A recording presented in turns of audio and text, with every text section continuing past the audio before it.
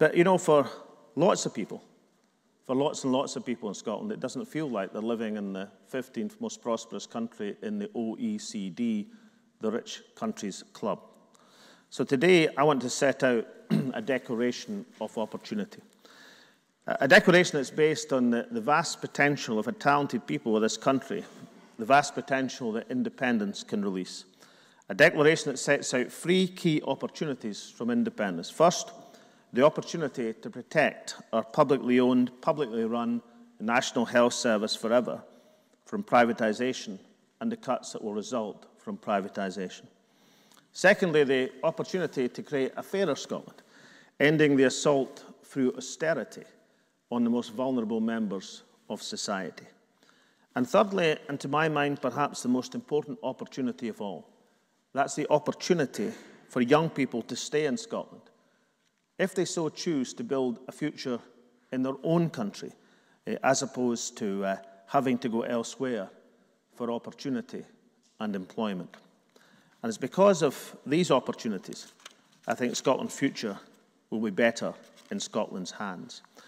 Now, the first opportunity is to protect our National Health Service, and we've been having this debate over the last week. It's probably been the most significant part of the independence debate over the last week. And the Unionist coalition, the Westminster parties, the Better Together, say, wait a minute. The health service, that's run in Scotland. How can you possibly say that independence is going to protect the health service from privatisation when the health service is already run in Scotland? Well, the answer is quite simple, ladies and gentlemen. It was Nye Bevan, the great politician who devised the National Health Service in the post-war settlement, great Welsh politician. And he once said that you don't need a crystal ball when you can read the book. And if we want to see what's going to happen without independence, without a change in our circumstances, if we want to see the pressure that's going to come down on the health service and other public services in Scotland as a result of privatisation and fragmentation and charging of the health service in England, we only have to look at the book of what's happening to the health service in Wales today.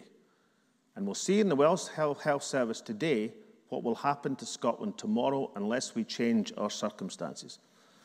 The Labour Party's health minister in Wales, that's the Labour Party's health minister, is a guy called Mark Drakeford. He is in absolutely no doubt as to the reason why the Labour Party in Wales, in administration, have found themselves cutting the health budget in real terms by 3% over the last few years.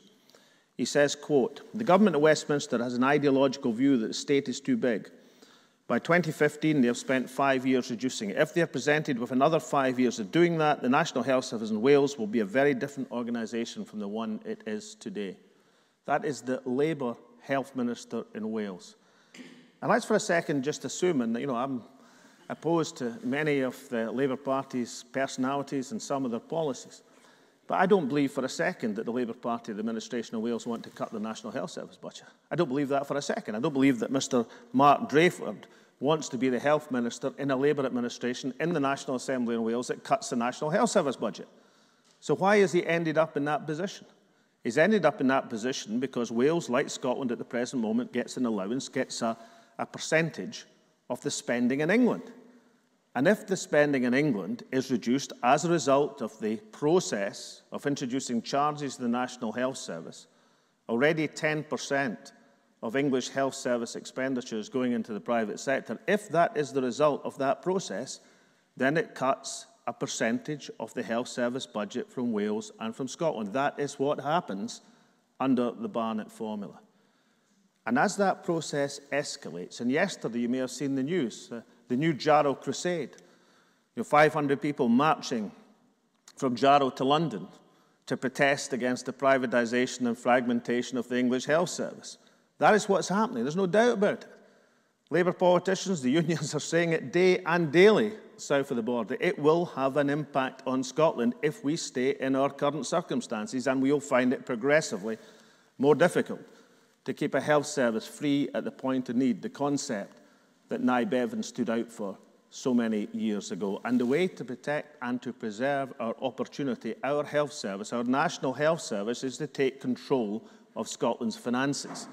So we are no longer dependent on expenditure on the health service south of the border.